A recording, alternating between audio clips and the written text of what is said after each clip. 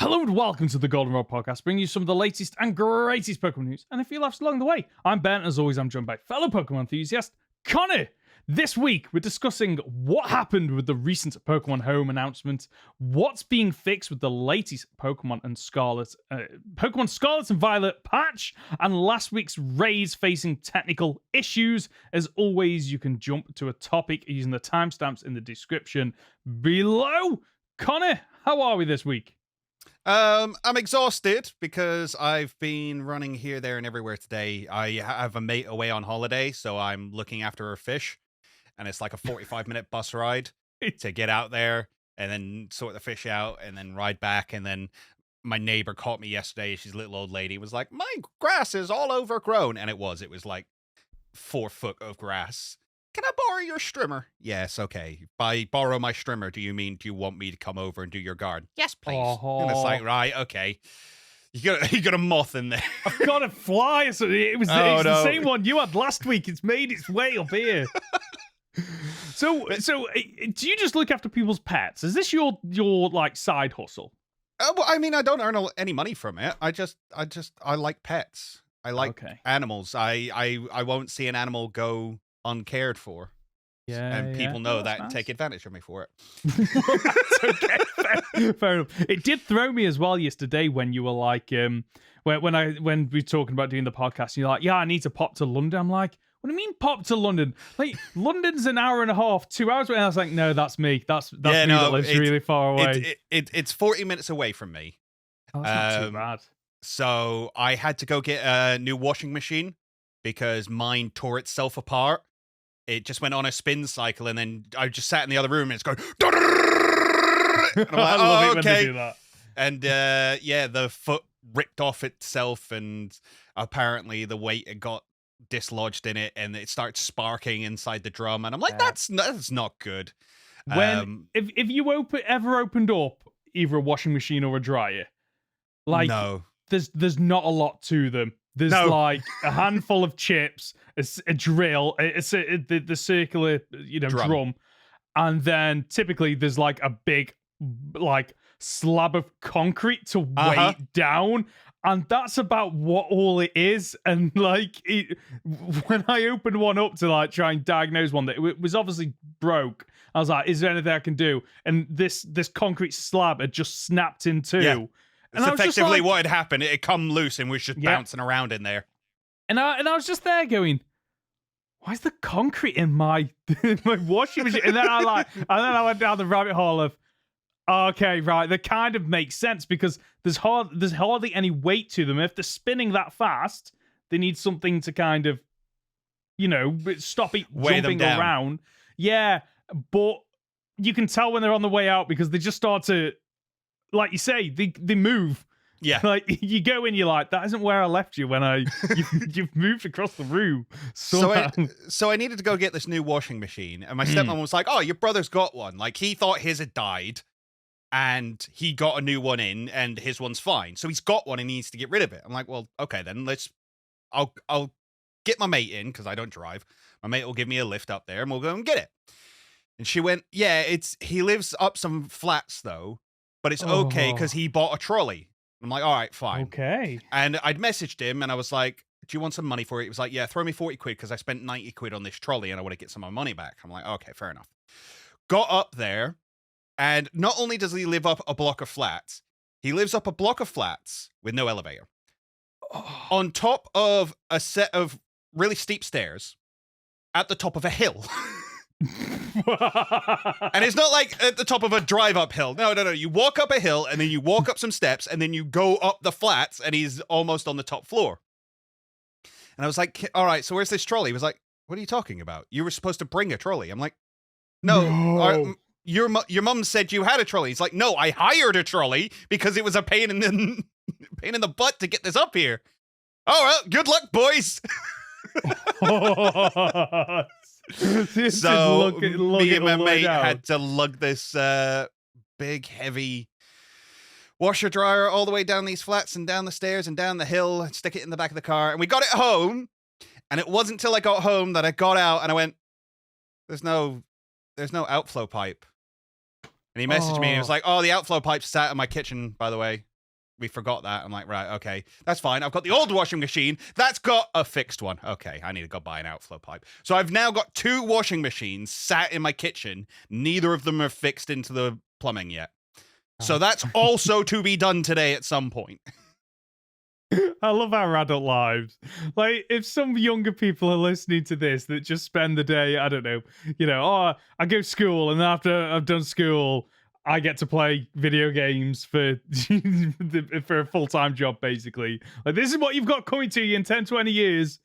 Talking about washing machines on a podcast. And this is the most exciting thing that happens in my life. It really is. That's the sad part. I was super excited to get a new washing machine.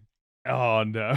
Well, let's jump into the first piece of news this week. Pokemon Home got announced for Scarlet and Violet, and then got taken away from us with the explanation of we put the cart before the Mudsdale.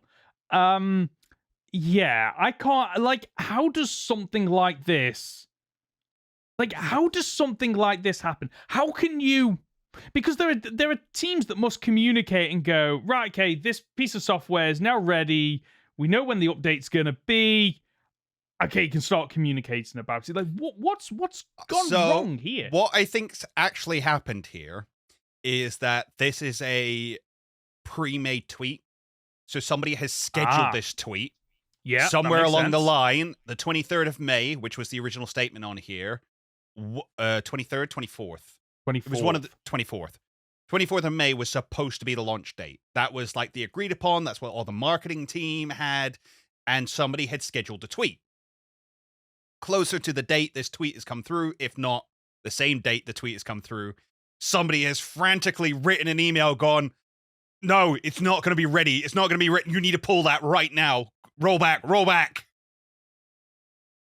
Right. Okay. So, which makes me think that, like, originally they were probably optimistic that we were going to be getting this update, and something has delayed it then. I think it's not even optimistic. I think that was the deadline. I think that was a case of, like, that's the release date. We're going with it. Get it ready. And it hasn't. And it hasn't arrived. Right. And, like, so the other thing that seems to be happening is we're getting a level of backwards compatibility, which we spoke about a couple of weeks back now. Mm-hmm. And so what I'm suddenly thinking, and let me know if you're also thinking this is why it's taking so long to get the compatibility with Scarlet and Violet, because they are basically launching all this compatibility update in one. So it'd be, okay, Scarlet and Violet, but also backwards compatibility so long as those Pokemon exist in those games. Is that maybe what's taken it so long for them to roll out the Pokemon Home compatibility for Gen 9? It's certainly a possibility, but unless the Pokemon are completely reprogrammed, we will never know what the issue is, and that's what winds me up. Yes. And, because, I think the fans are, and we're going to talk about this in a little bit, like, kind of done with the lack of communication that comes out of Nintendo and out of Game Freak. This isn't acceptable. Yeah, great, cool. There's some backwards compatibility, and the first time you get to move a Pokemon from Scarlet and Violet, you get Sprigatito, Fuecoco, and Quaxly, all with their hidden abilities as mystery gifts. Isn't that great? Except from you can't do it yet, and we don't know when you can do it. Here's some news, but don't know when. Like, it's like, because you'd like to think the backwards compatibility thing is literally just a flag in the back end of the data of this Pokemon can go to like these games, and then you'd also have those same flags for moves. Like, okay, these moves are only available in Gen 8. These moves are only available in, Gen 6, 7, and 8. These moves are only available in 7, 8, and 9, for example. Same with abilities, Terra types. Like, you'd think there'd be a lot of like flags, event flags on these different Pokemon, and therefore it'd be easy. But like the more I'm looking, the more we've done this podcast, and the more we've kind of got to see behind the scenes of these Pokemon games that up until doing this podcast, I never really looked into the back end of a lot of like what goes on. And the more and more we get to see them, I understand that the Pokemon games are basically held together by sticky tape and glue. Mm-hmm. And Pokemon Home kind of feels now very similar to that.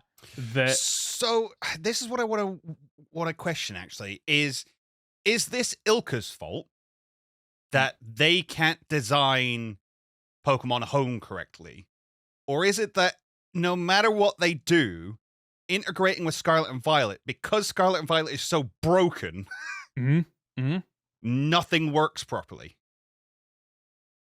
And the problem is, neither of those two companies are going to throw the other company under the bus. No. Because if you're Ilky, you're not going to go, hey, this is the Pokemon company's fault. Because the Pokemon company's just going to turn around and go, wait, you're throwing us under the bus? Well, say goodbye to your contract in X amount of years. You're done. We're never working with you again.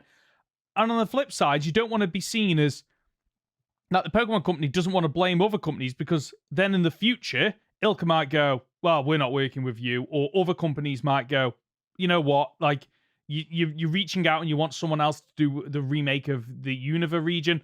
Well, sorry, but we saw how you treat the last company, so why would we get on board? So we're never going to, like, they're going to be very tight-lipped about this and not reveal the issues and the problems. But the issue with that is that it means that you're just frustrating your customer base because they're having to guess. They don't have all the answers, and they're never going to get those answers.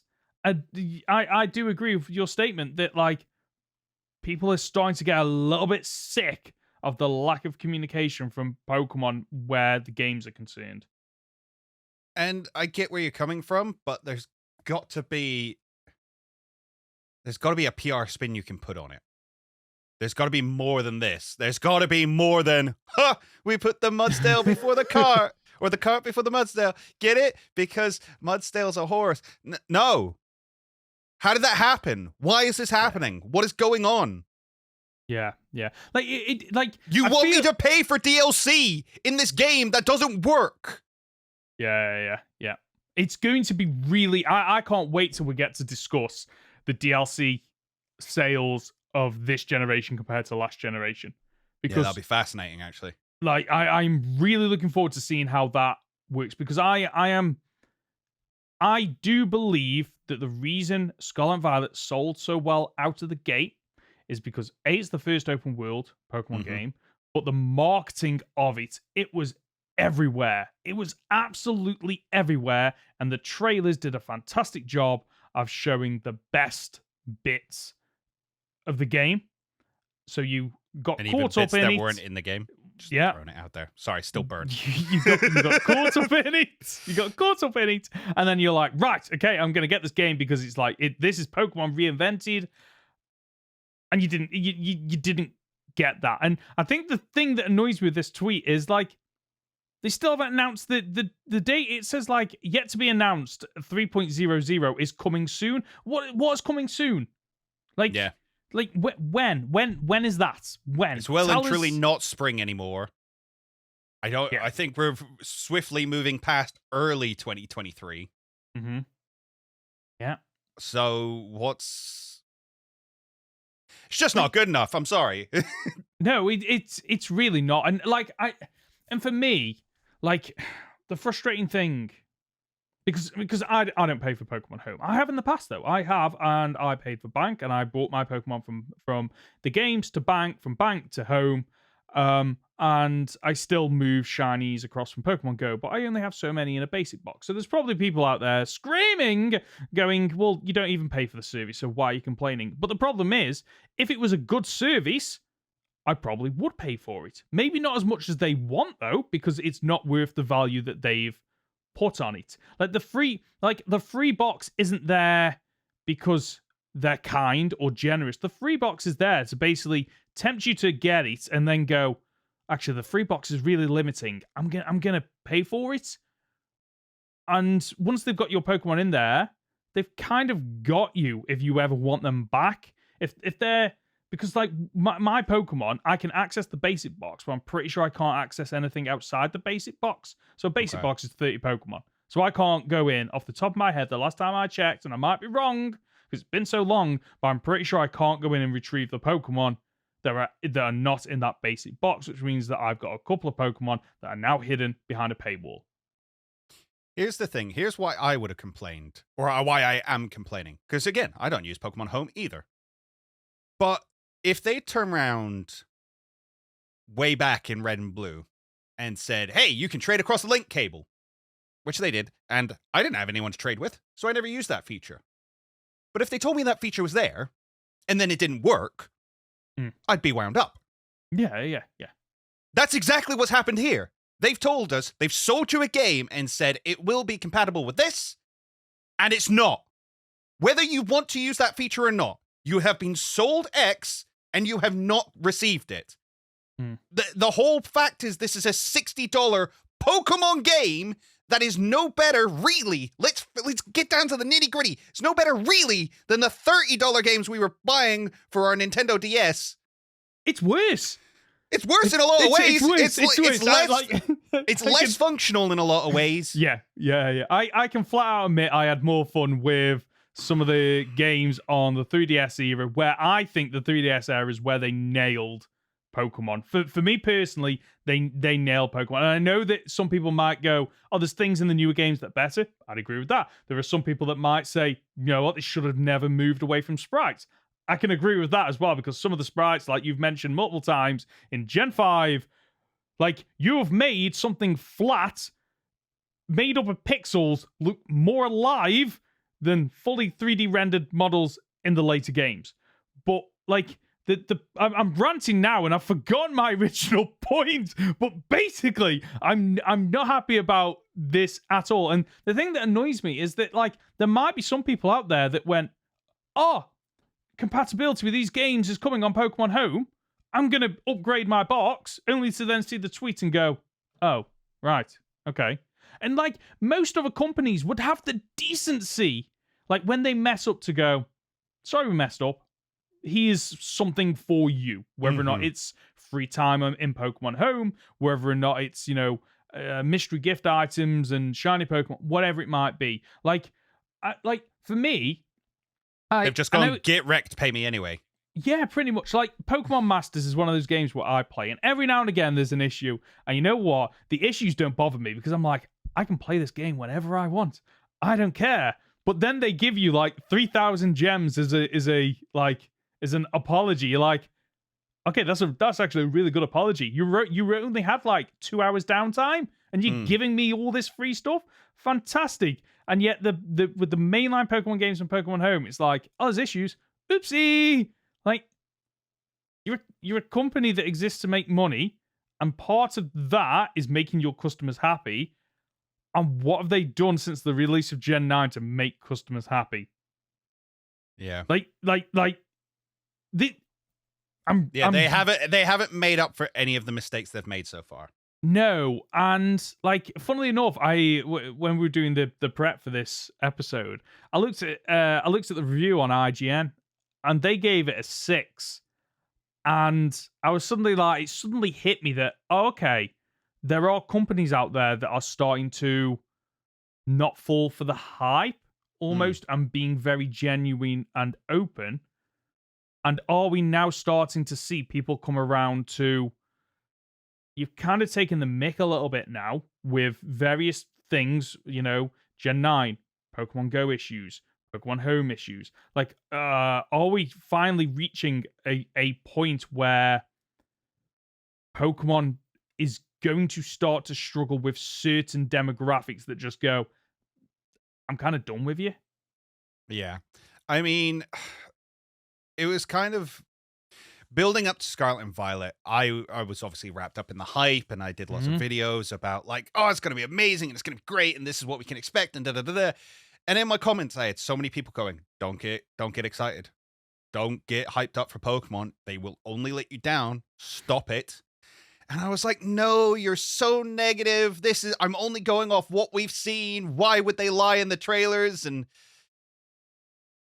Yeah. I think And they then- broke me. I think they've actually broken me this time. Yeah, I kind of have that feeling as well. Let's move on to the next bit in news because these three things all tie up together. It's Yeah. basically pretty much around Scarlet and Violet. So on May the 25th, we got an update 1.3.1. And we had what I looked up this patch just because I was like, I was wondering if there's going to be anything, in there that might be worth a discussion.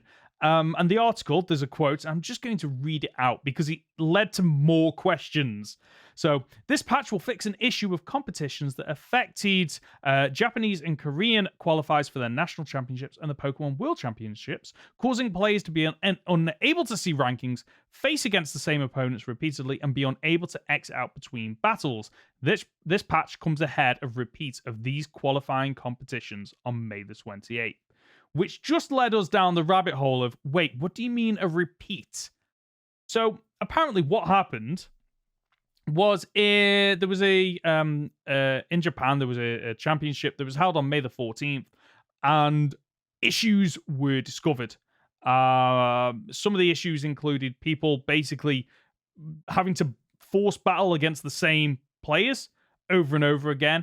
And you mentioned, Connor, that this leads to a bit of a disadvantage because you can't change your Pokemon.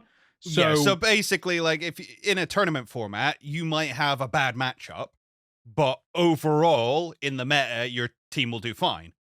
But if you have that bad matchup, and then you're supposed to move on to your next game, but your next game is again against that same opponent, you're gonna have a bad time. If your next game is for some reason still against that same opponent, you're going to have an even worse time. And apparently people were having like 10 matches against the same person. And some people, because apparently you needed to win. Sorry, you need to be in, I think it was win 10 to qualify. You had to play 10. Play at 10. least. But there were some players that saying, oh, no, I played 10, but they weren't qualifying for some reason. It was almost like some of the matches weren't being counted and they couldn't figure out why from that article. Apparently some were possibly disconnecting and then it wasn't counting as a full match, and therefore, even though they had wins next to their name, it wasn't a win in a full match, and therefore this shouldn't have happened. No, it shouldn't have happened. And what I want us to do is, instead of talking about this, I want to reveal the next piece of news because I think the discussion is going to be the same for both of them. Okay, yeah. Finish off this one, which is basically 64 people qualified from that tournament. Because of all the issues that came up, they are now running another tournament. Everybody who played in that one, let me get this exactly right. Event was held to determine the top 64 players of each category will be given the right to participate in the finals and the right to compete in Pokemon World Championship 2023. So it's a big tournament, just in case you weren't aware. Hang on, where is it? I've lost it now. Are you finding out when it's going to be held? No. I want to know where they emailed players and said, "We're sorry, we want you to come back." Well, while you're waiting for that, those who advanced the finals, which are scheduled to be held on June the 10th and the 11th, which is absolutely frustrating for people that might have booked time off or, got time to play this, and then it gets rescheduled and suddenly find that they can't, unfortunately, play. It's really unfortunate. How do you mean? Sorry, say that again. Sorry. So I guess what I'm saying is you've spent time, you've taken a day off or whatever to take part in this original. It all goes skew. It's like, oh, now we're going to reschedule it. Well, I'm sorry, but there might be people that are unable to attend, and they shouldn't. They've had pretty much a day wasted. Yeah. Here you go, I found it. The Pokemon Company reportedly told contestants via email that they are planning to hold an additional event on May 28th to grant 64 additional players the right to compete in the finals. So suddenly the finals just became massive because they've got a bunch of people who maybe deserve to be there that aren't in it at the moment, and a bunch of people who maybe wouldn't have got there under other circumstances in it. And competing is I've never done it, but I imagine competing is stressful enough without having to deal with all this on top of it. And you'd like to think the game, there weren't any game issues. Yeah, like, and let's move on to the next one, and then we can discuss Scarlet and Violet in general. So sorry, because you made a very good point there. This is Nintendo, who still shut down companies and groups creating tournaments and creating their own kind of network connectivity so that people can play properly. Did you hear about like the Smash controversy and stuff like that? No, what was that? So basically there was a Smash competition. I think it was Melee, because it's usually Melee. And usually these tournaments are set up where people show up with a GameCube and you play together. But it was COVID. So they wanted to run the tournament, couldn't have a bunch of people all in the same room. So taught people how to basically hack their system to allow to connect to this network so that they could play via VPN effectively. So the game thought they were in the same room. Nintendo got wind of this and went, no, you're not allowed to do this, and you're not allowed to run tournaments anymore. Whoa. Yeah, shut them down completely. Whoa. And yet, they can't get their own freaking systems to work properly. Yeah, that is so BS. And like, for I'm going to reveal the next news, and then we can just discuss it in general. So, the recent raid events that spotlighted Great Tusk and Iron Treads, there were a number of players that were reporting getting a strange reward, an item just called None, with a Pokeball symbol next to it. Get the item, crash the players' games, and reloading seems to have reverted players to their last save. The whole thing, absolute mess. They had to shut down the raid event entirely. And strangely, the announcement came on the official Japanese Twitter account, and that was it. So there might have been people logging on going, I'm going to get these Pokemon, only to find out, oh, I'm not getting these Pokemon. And the reason I wanted to do this piece of news as soon as possible is so we can just discuss, like the longer Scarlet and Violet is out, the more issues are being found with it. Yeah. And like, I have genuine concern now with the DLC that will also have a number of issues. Like, Sword and Shield DLC was held up as, okay, it improved on a lot of the issues with Sword and Shield. I don't think we're going to get that with this. I think what we're going to get with the DLC is, there's a load more issues in this. And I can't... And it's a point that I wanted to make earlier, and I'm going to make it now. And I know why they don't do it. But why they haven't split off Pokemon single-player experience from the multiplayer side of things. So you have a consistent online multiplayer experience, like Showdown, for example, where you can quite easily just bring in your Pokemon and everything else and throw them. And because Showdown, it would have to be connected with home. Unless you just had a Pokemon generator. Yeah, but they'll never do that.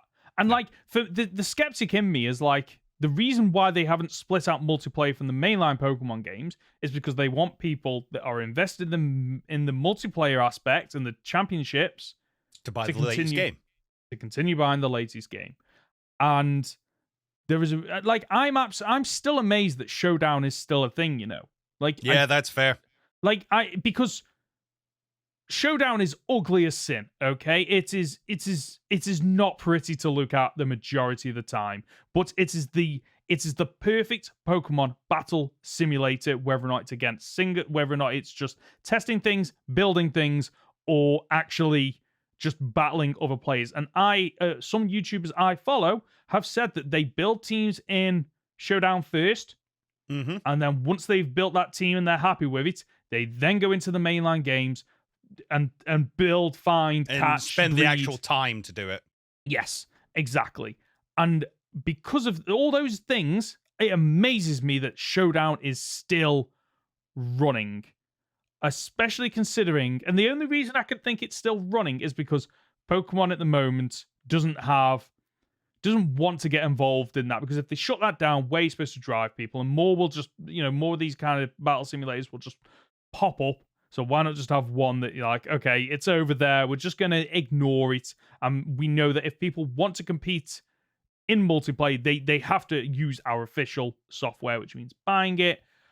But the more, like, because like Legends Arceus ran, like, it started its issues, but the fact that they removed all that multiplayer element of it, and it ran so much better in so many regards, that makes me think, are they trying to do too much with these games in terms of, and like, I think it's more the deadlines more than anything, but is the scope of the project too much? Are they trying to, okay, let's do single player, let's do raids, let's do, competitive battling. It's like, just slow down. You can't do one of these things right, let alone all three. Yeah, it's one of the problems that Pokemon will always have, is that so much of it is a holdover from older games. So much of it is, well, they expect this, so we need to have it. And I spoke in one of my videos about the fact that Pokemon has to appease so many different kinds of audiences, because their grasp is so wide. So you've got the competitive battlers, you've got the shiny hunters, you've got those who are just casual players, you've got those who want a single player experience, you've got those who now want to play with their friends through the story, you've got those who want side quests, you've got those who want the tiny little things. I want to play Pokestar Studios again. I want a game that's just Pokestar Studios. Is that weird? No. Yeah. So I understand why the games suffer, but it's just upsetting that they do. And yeah, it's depressing. It's actually depressing. I hate the fact that talking about my favorite game franchise on a weekly basis has made me like it less. Yeah. No, I'd agree with you there. It's really to the point where the DLC, I've got my daughter that keeps asking, like, when are we buying the DLC? When are we buying the DLC? When it's out and I know it works. I'm sorry, I can't. Like, I was the one who sat here and told you all not to pre-order. Don't pre-order the DLC, especially don't pre-order DLC.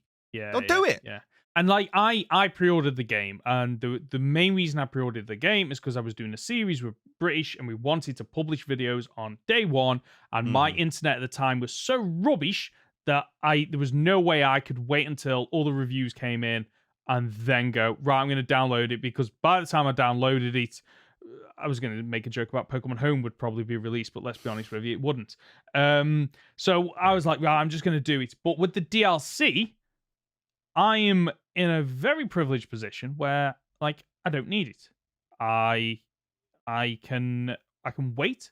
And if, for whatever reason, the internet's if the reviews are really good, I've got a good enough internet to just download. But at the moment, there is like, I don't care what they're announcing for that DLC.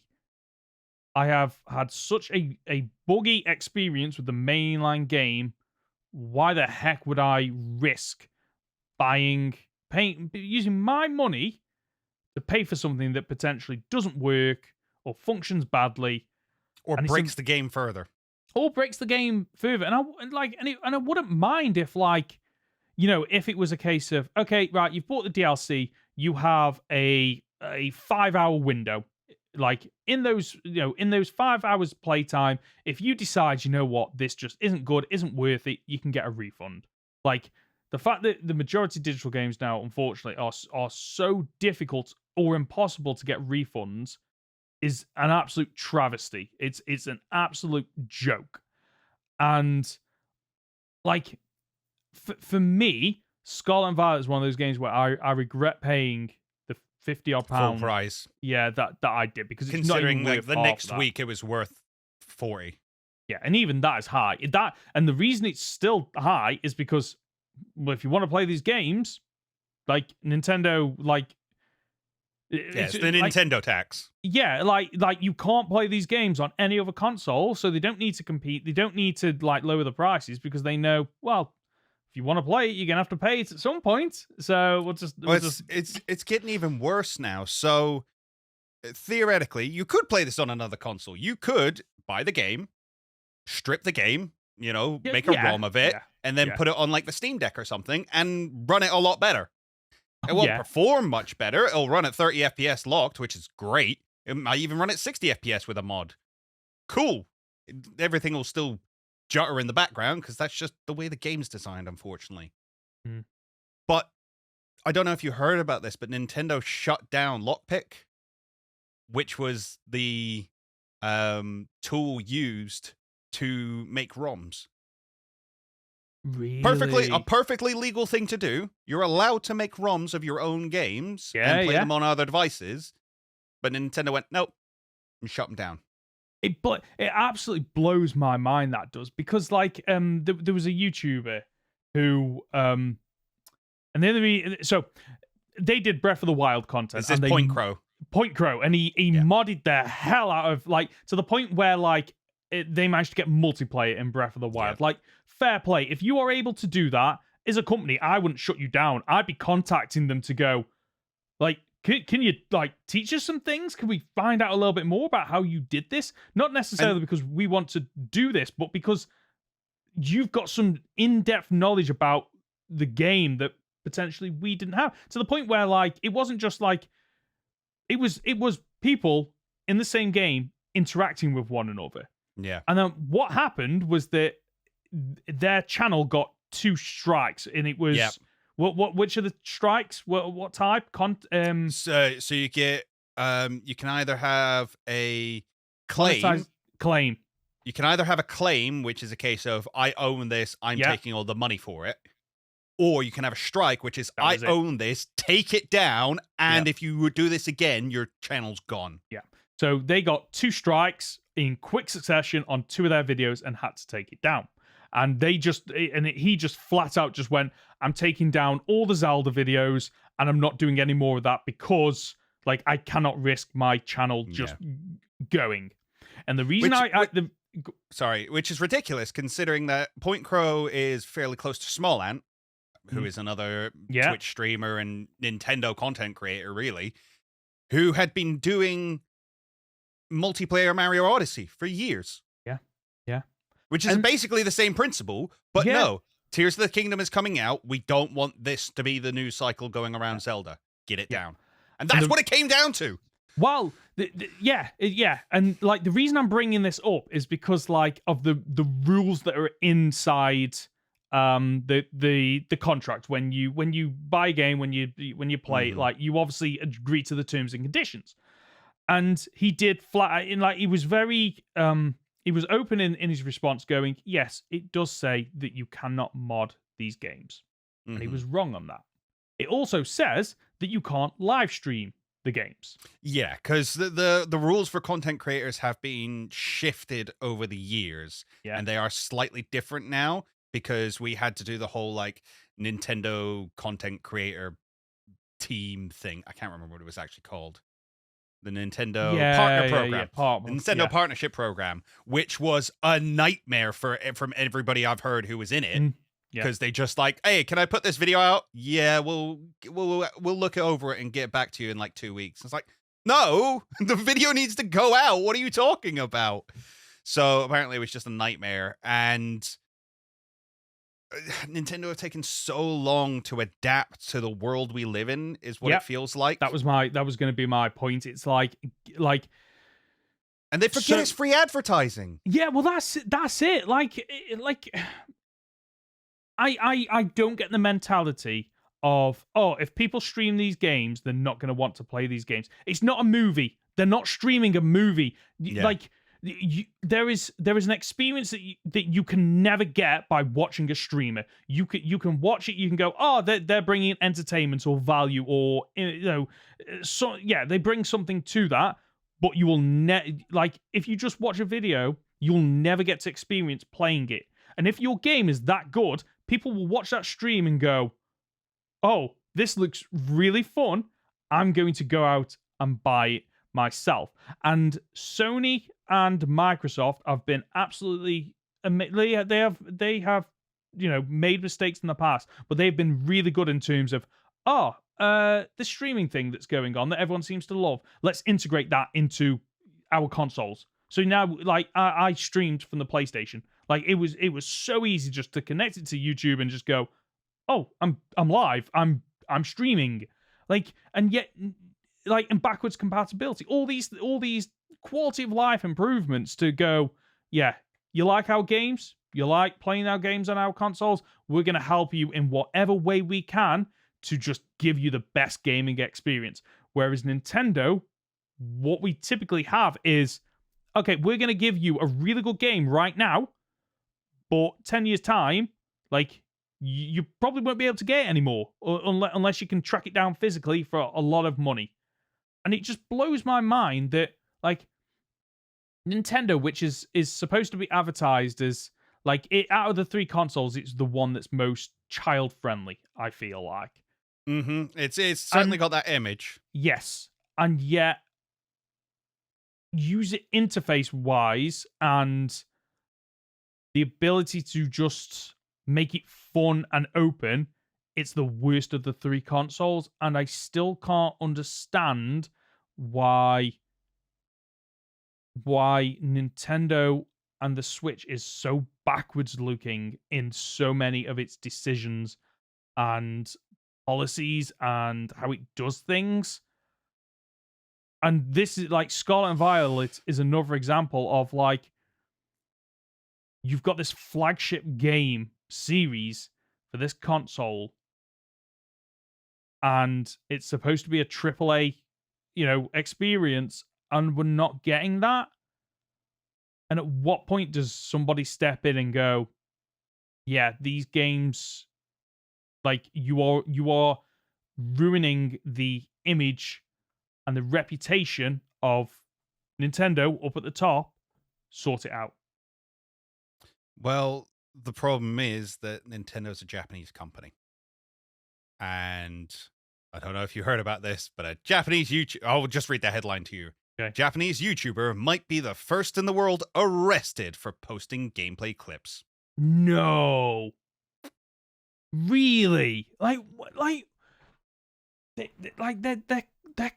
culture over there in terms of, like, what it's like for games is so different to ours. And it absolutely blows my mind. Like, if I created something, and maybe it's different because I'm an individual, I'm a person, I'm not a company with assets to protect.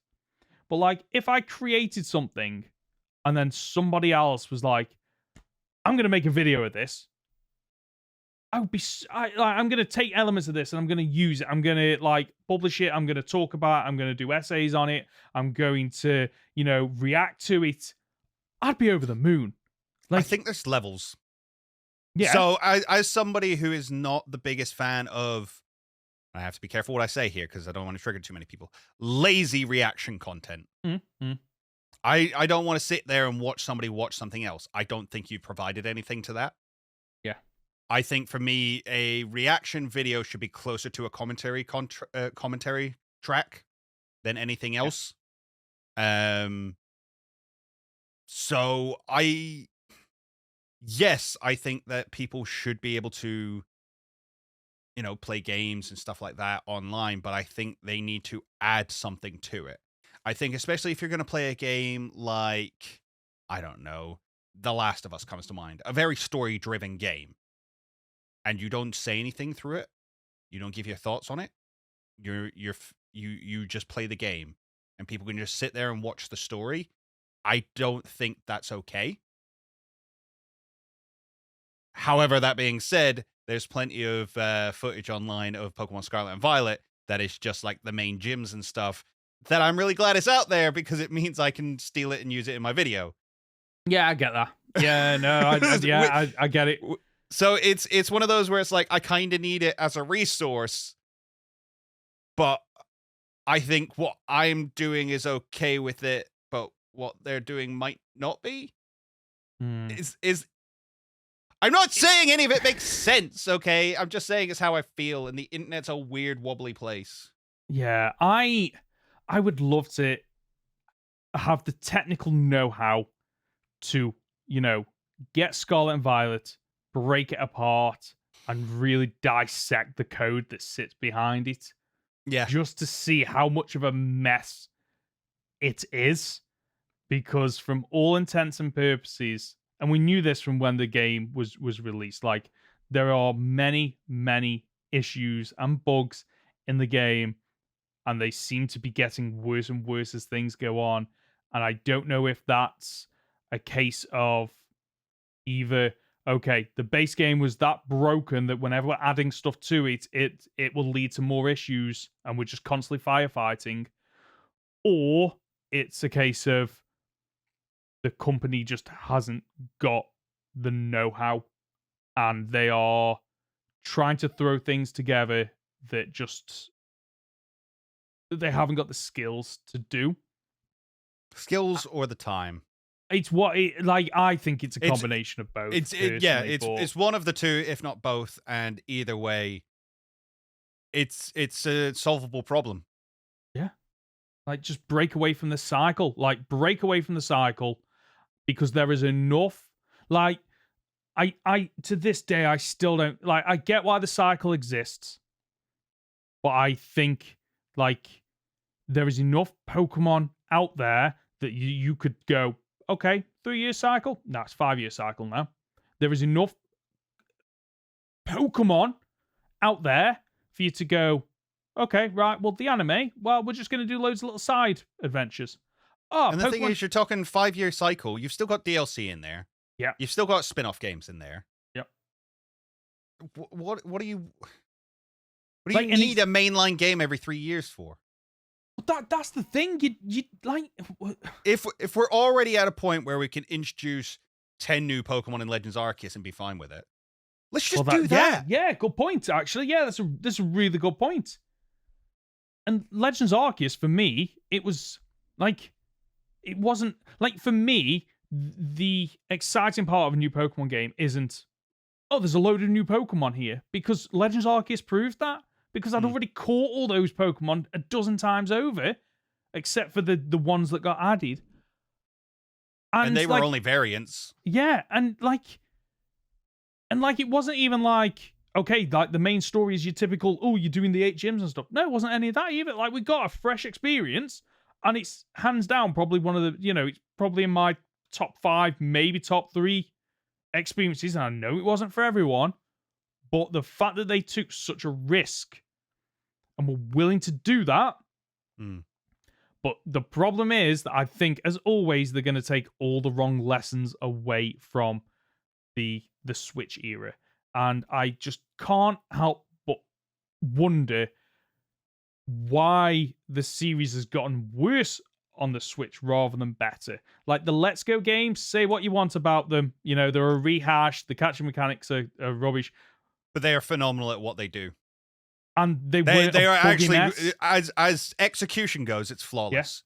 Yeah. Oh yeah, and the amount of times I've looked back and gone, oh well, Let's Go introduced this to the oh wow, Let's Go did this really well actually. Ride Pokemon. Nothing does Ride Pokemon better than Let's Go. Mm-hmm.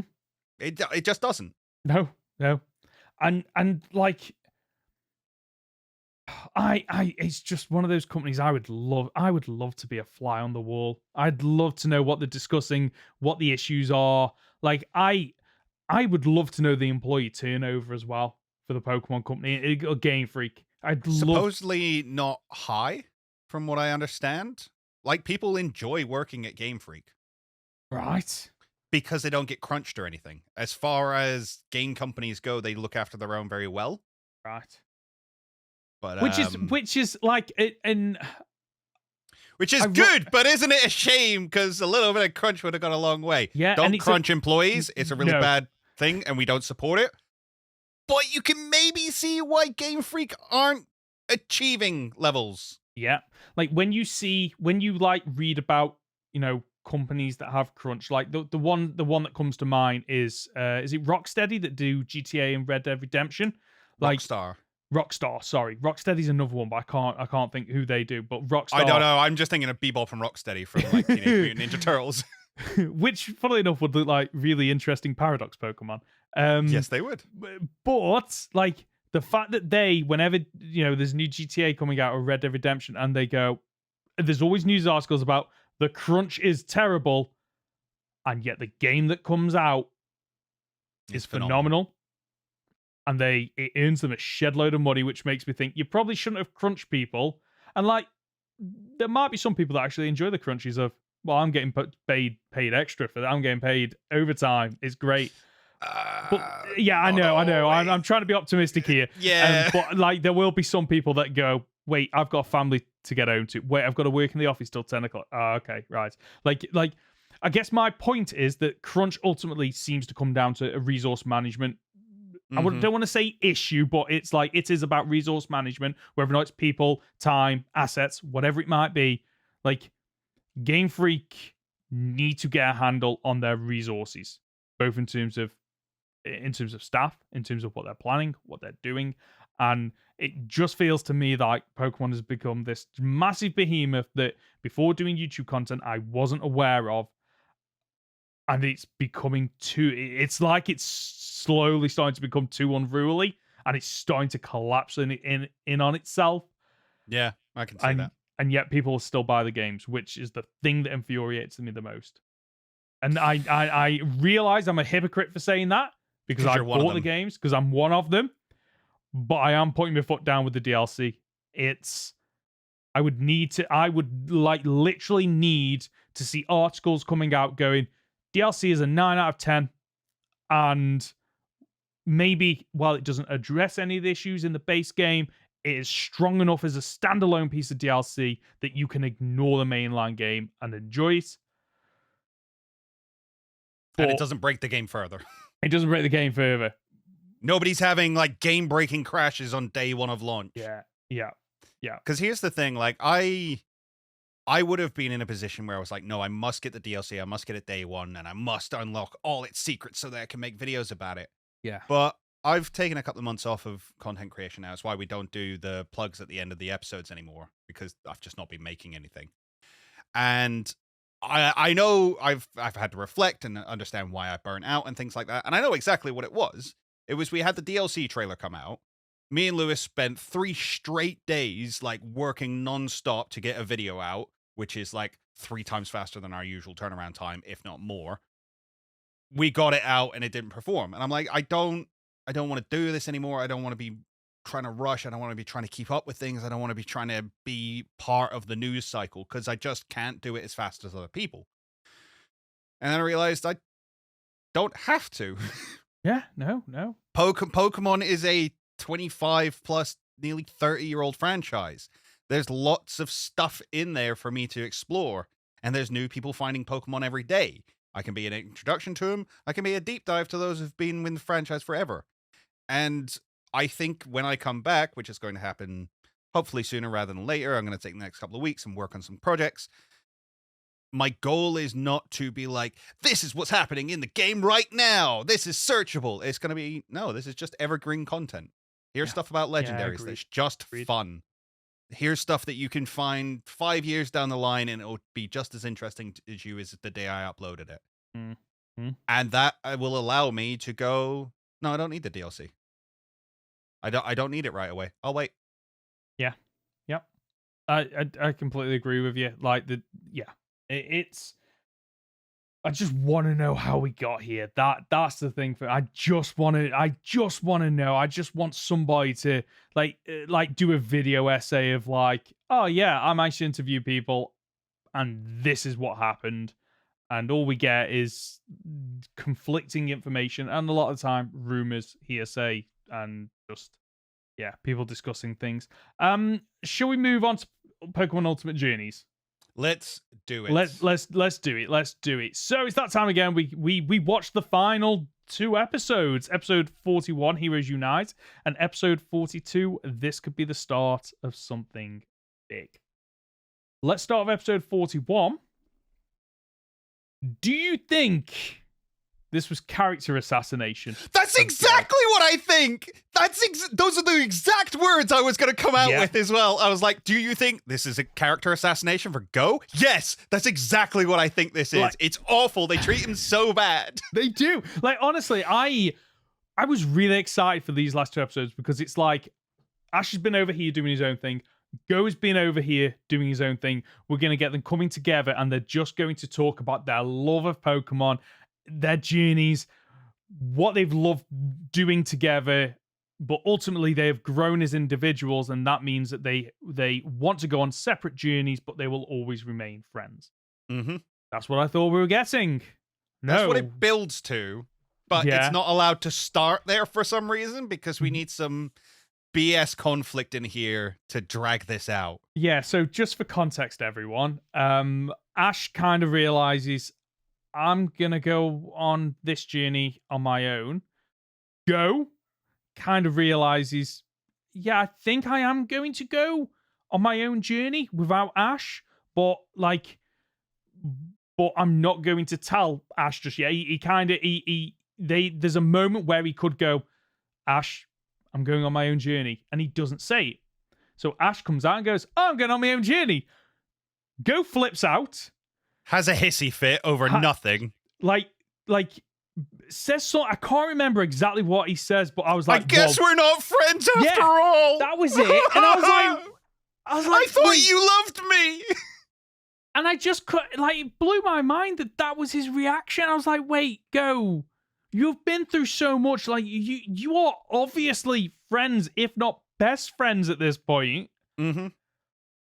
Why is that your reaction? And to be fair, the only reason I can think of it is like I'm pretty sure that he didn't have a lot to do with his parents. His parents are always away, and he probably has a little bit of like separation. Yeah, and there's a thing brought up by Chloe. It's like you don't understand because you're like his first friend. You've had lots. You've said goodbye to loads before. He hasn't, and they could have played that, and I'd have accepted it. But they don't do it well because this is the same Go who turned around not 5-6 episodes ago and went, no, Ash, you're not coming with me on this one. I need to do this alone because I have to prove to myself that I can do it without you. No, Ash, I can't come with you to watch you win the goddamn world tournament because I've got to go off on an emergency meeting for Project Mew. We're going off on our own journeys now. Good luck, my friend. We'll come back smiling. How do you go from that to, you said you're going to leave me? Shut up. Oh, honestly, it was just... Oh, this episode isn't what I thought it was going to be. Like, because the thumbnail I saw was the three of them sitting around a campfire. I thought, this is gonna be the nicest episode we have had of just these three reflecting on. Look at where we were, look at where we got to, and just look at the experience, how we've all grown as people. And we don't get that. What we ultimately get is, him running off. Cinderace knows exactly how to react with Go and steals his phone and runs off to the point where Ash and him end up bumping into one another. And they talk it through. And Lugia appears. Like, that's kind of the... Do they talk it through? Wow. Do you think they talk it through properly? They talk. It's like it has been like a week and a half since I've watched this, so I can't 100% remember. Does it get resolved, or is it just kind of let's just leave it as it is? No, not really. I don't think, because they purposely don't resolve it in this episode so that they can have the fight with Lugia and then resolve it after that. Right. Okay. They're like, I'm pretty sure at the end of this episode, Go goes, okay, I hear you, but I don't forgive you. And it's like, no. Oh, he's so smart, and he's come so far. And again, there's ways to play this. There's ways to be like, I don't know how to say goodbye. I've never done it, and I don't want to let you go. There's ways to play that. Yeah, this wasn't it. No, this wasn't it. This is that kind of tantrum and running off is something that you have in the first couple of episodes of Journeys, not Ultimate Journeys, and then that is almost like, oh wow, I can't believe he reacted like that, and then you see the growth. The worst thing is, this is the same Go that gave away Score Bunny. Yeah. And I don't mean it's the same person who's grown. I mean, no. They regressed him to the same Go that gave up Score Bunny, or tried to. Yeah. I honestly cannot. I just remember watching that scene and just being like, wait, what just happened? Like, and like the 2 points I've got, because I've kind of said everything that I can about Go at this point, unfortunately, is I did like the fact that we get to see, there's a nice little Easter egg of where we see Go in the past, and we get to see his dad's original his Pokedex, which is the OG one back from the very first series. So I quite enjoyed that. And what I've suddenly realized, that this is the episode where it clued in for me. Like, if you want to make a sad scene in the Pokemon anime, easy. You just need a forest.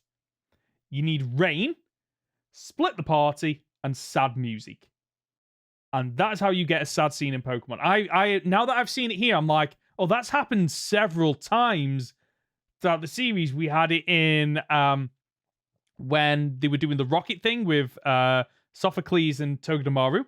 The Pokemon ran off to the forest. And there was one more. I can't remember when it was. There was at least one more. And I can't remember when it was. So I've kind of like realized that if ever we have a forest episode, there's probably going to be a sad moment.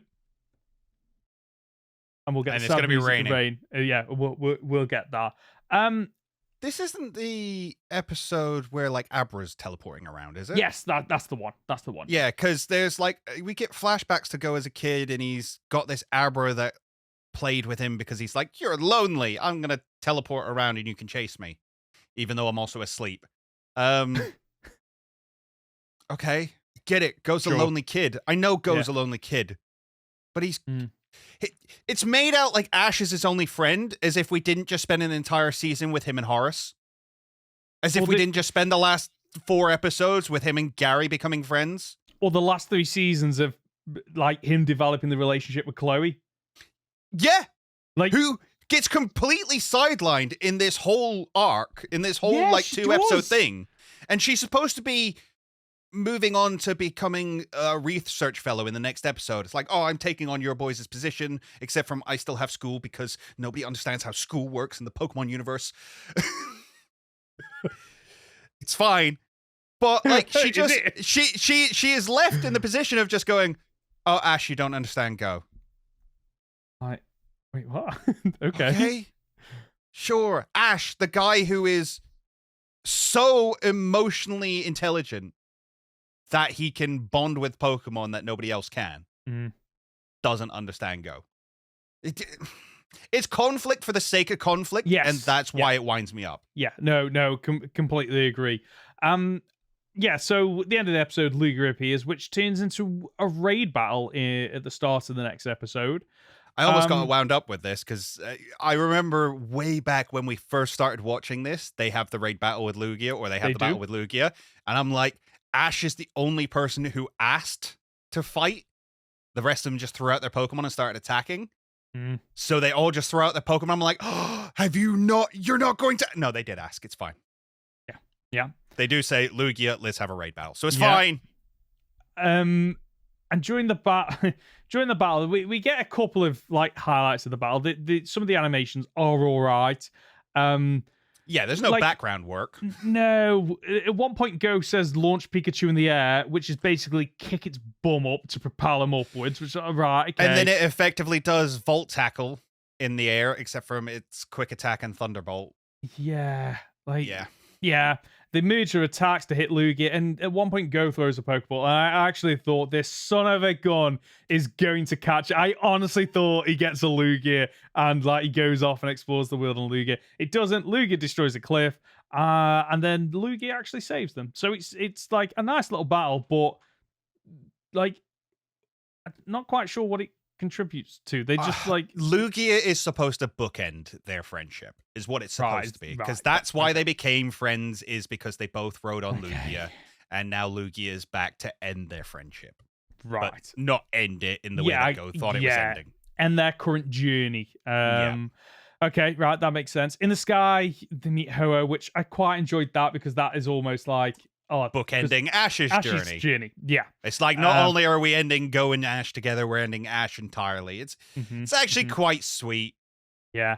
And then we find out that Chloe decides to become a research fellow, which I'm glad that her arc is kind of ended of what she wants to do. And then when I thought the episode was ending, they come up to the same 4-way cross point that Ash leaves all of his friends on. Oh no, So when I thought the episode was ending, was okay, right, this is the end of the episode, and I hovered over to see how long was left, and we were only halfway through the episode. I was like, wait, what happens now? Team Rocket, who... Oh, yeah, shows up out of nowhere. Well, it's not even that they show up out of nowhere. Well, they do, but it's the fact that, like, they cuts to Team Rocket basically going to Giovanni going, we found the most powerful Pokemon. We can get it whenever we want. And I thought this was honestly, like, their segue out of, okay, right, we're not going to go for Pikachu. We're just going to, like, make up that we can get this powerful Pokemon whenever we want. And Giovanni's just there going... I got you. Like, you can't. You're not up to this, but go off and do your own thing. You're relieved of duty. But no, they surprise Ash and Go. And I honestly thought we were going to get an emotional moment of Team Rocket going, listen, we were never truly serious. Sorry about everything. Like, this, you go off on your journey. We're quitting, we're going off and doing it. But no, they do what they always try to do and steal Pikachu to some success, actually. Like, they catch it in that little glass Pokeball that can't, yeah. And then Morpeko breaks it, as Morpeko does break things. Thunderbolt fly off. It tries to eat it for some reason. And I'm just like... All right, that was some time filler, wasn't it? Yeah. That's all that was. There was no emotion in there. There was no wrap up of their story. This was quite clearly, we just needed to fill like 10 minutes. Because let's not forget, like, Ash and Pikachu are the two that have been in the anime the longest and in the most episodes. It wouldn't surprise me if Team Rocket are second in that list. And we I don't know what are in these extra 12 episodes that we get. And I hope we get something with Team Rocket.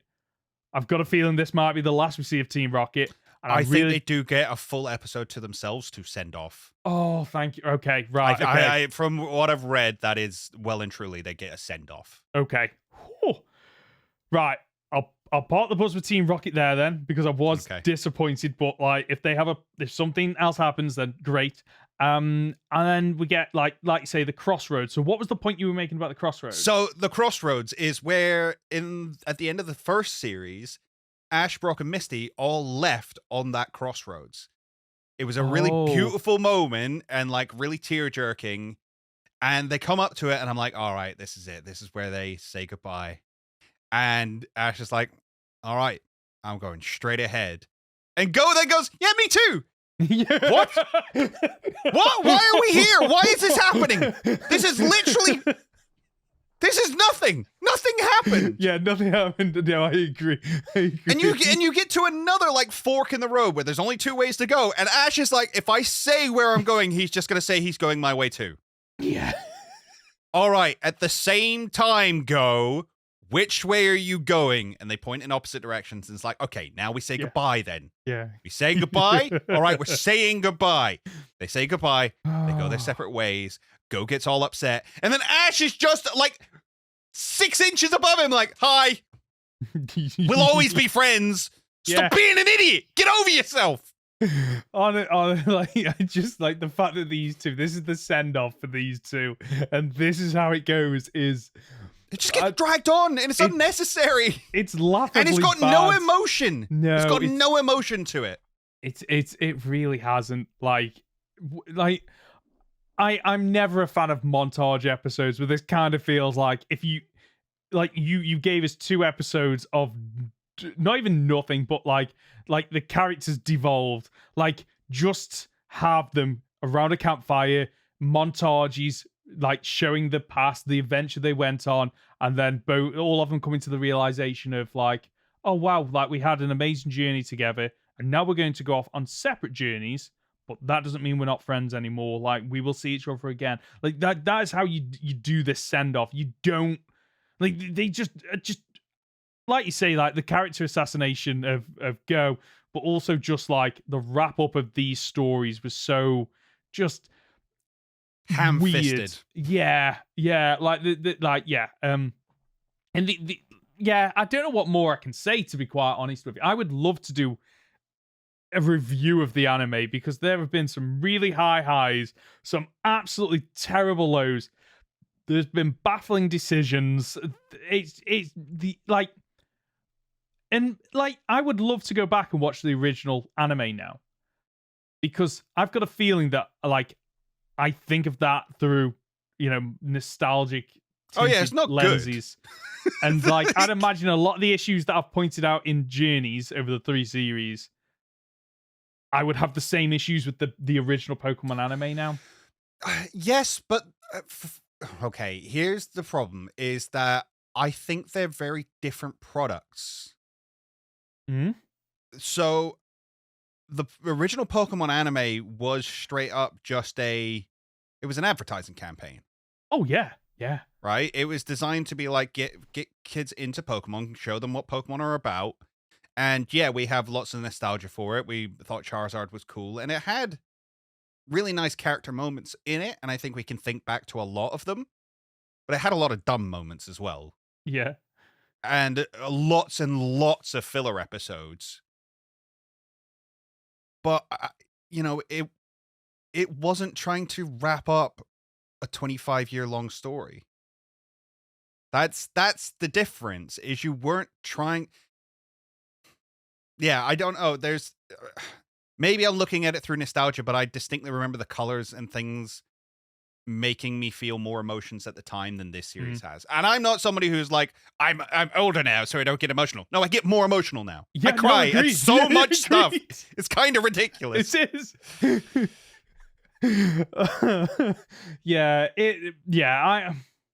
I'm looking forward to seeing these 12 episodes, because like, for me, like I think what I was expecting in these last 2 episodes is what I'll get in the wrap up and send off. But like, that's the wrap up and send off of Ash's journey. This should have been the wrap up and send off of Go and Chloe. And it doesn't feel like that. Like, unfortunately, the only highlight I've really got is the montage and the credits at the end. Why? Because we get to see Ash meet Butterfree again. Ash meet Butterfree and Go meeting Misty, who loves Inteleon. Like, that's pretty cool. Yeah. And Hop gets an appearance in the credits as well. Hop, who's been in like 3 episodes and should have been the second. Yeah. Anyway. Hop gets battered by B whilst Leon watches in his new gear. Like, oh, poor Hop. Should we move on to the guessing game? Let's do it. Who's running it this week? Because we both brought some. Right. Do you both want to do it? I can do. Let's both do it. Do you want to do all of mine and all of yours, or one each? Ooh, don't know. Can we keep track? We'll do one each. Let's do one each. I'll let you start first. Okay. So my first Pokemon. We better make sure our Pokemon are the same. I've got Abra, Pikachu, Lugia. I've got Lugia, Pikachu, and Ho. All right, well, let's see how many of these you read then, shall we? let's, okay. So let's start with Lugia.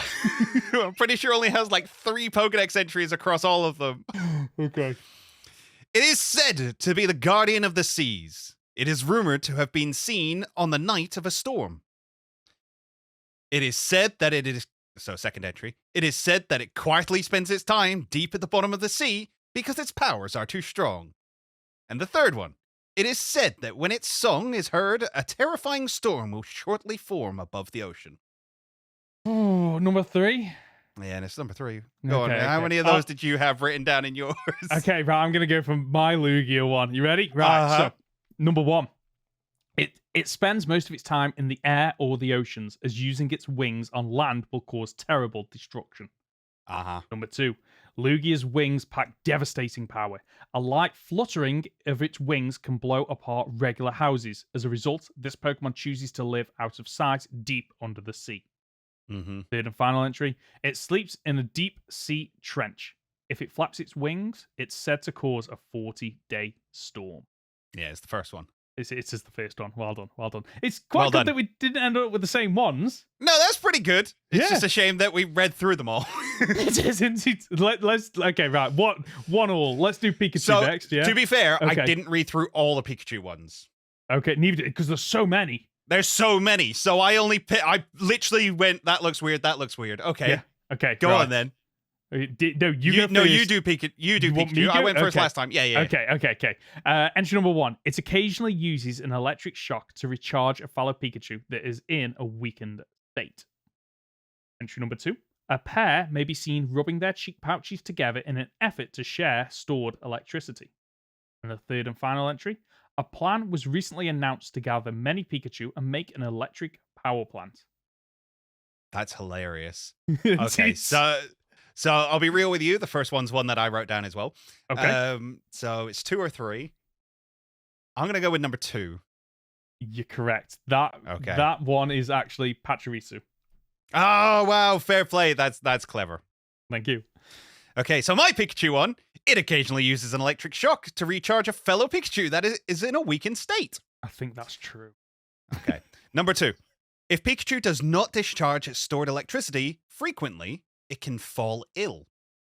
And number 3. This intelligent Pokemon roasts hard berries with electricity to make them tender enough to eat. Oh, I'm not entirely sure, to be honest with you. I'm going to go with number 3. No, it was number 2. No, okay, right. Well done. You are winning. You are winning at the moment. The score is 2-1.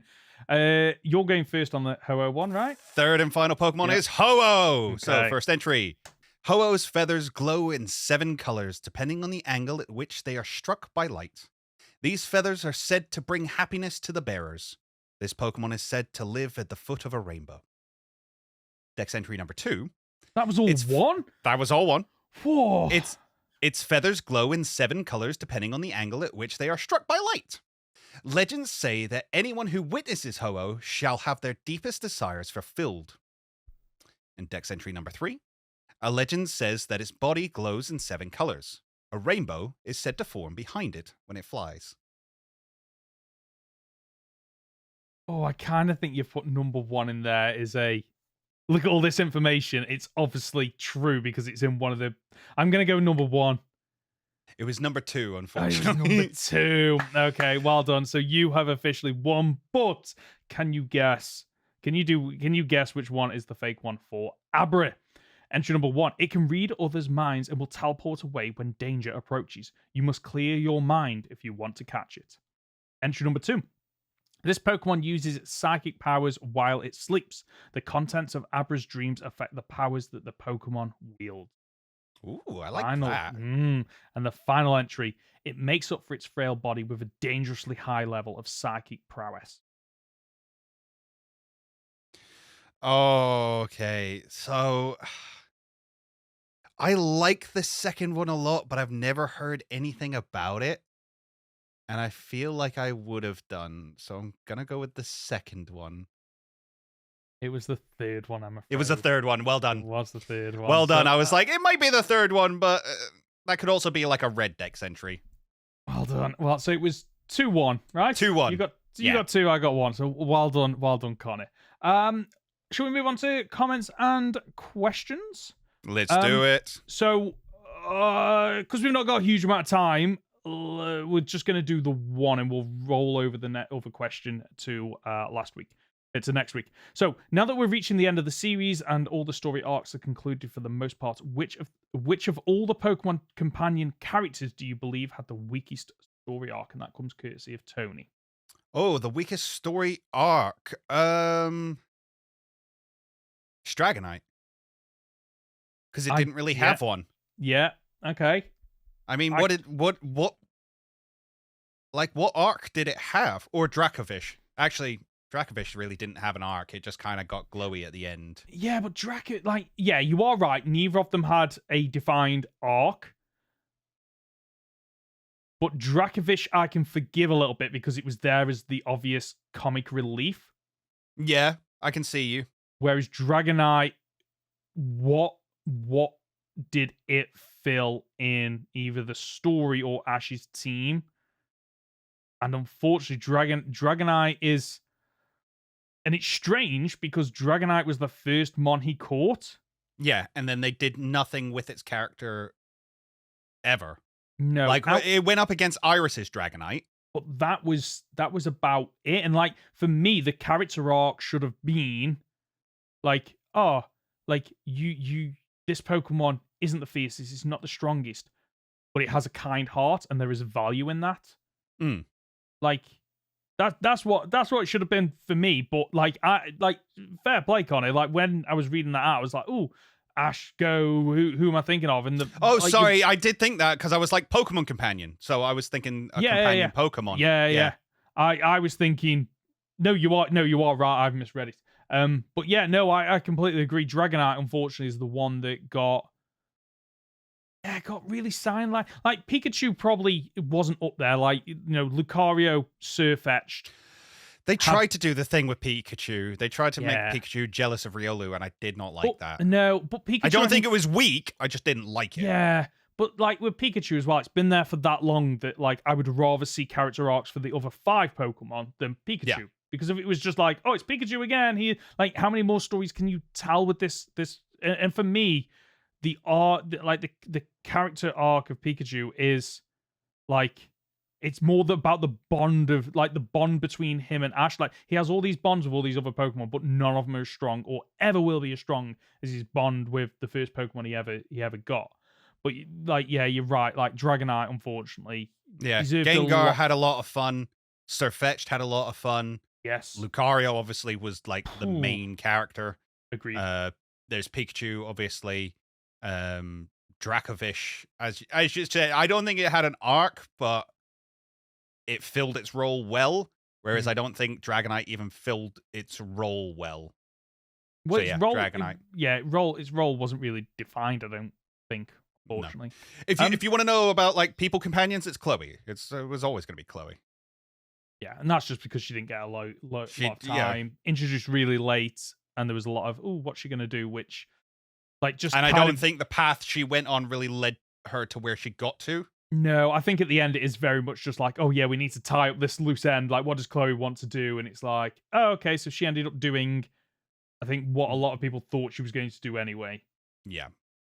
If you've got a comment or question, you can reach us by leaving a comment on our podcast on YouTube, by emailing goldenrodpod@gmail.com, by leaving it on our Discord channel, by using the hashtag goldenrodpod on Twitter. And that is the show for this week. If you've gotten this far, you're just a top dollar, aren't you? Conor, where can we find you? You can find me on my YouTube channel at Captain Fidget or on Twitter at CapFidget. I'm Ben. You can find me as Professor Hoenn Gaming on YouTube and Professor Hoenn on Twitter. As for the Goldenrod Podcast, you can find us on the usual platforms. Search for Goldenrod Podcast on YouTube or on your usual podcast app. Leave a like on YouTube or a 5-star review if you're listening as a podcast.